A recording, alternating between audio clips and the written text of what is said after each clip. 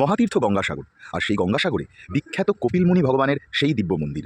মন্দির সেজে উঠছে এবং মন্দির চত্বরও সেজে উঠছে, তার কারণ সামনেই রয়েছে মকর সংক্রান্তির মহামহোৎসব। সারা গঙ্গাসাগর জুড়ে তাই সাজো সাজো রব। আমরা রয়েছি মন্দিরের নিজস্ব ধর্মশালায়। শ্রী অযোধ্যা ধামের হনুমানগড়ির দ্বারা পরিচালিত রামানন্দী বৈষ্ণব সম্প্রদায়ের নির্বাণী আখড়ার এই ধর্মশালা এবং মন্দির। মন্দিরের সামনেই আমরা দেখতে পাচ্ছি কপিল মুনির নামাঙ্কিত সরোবর।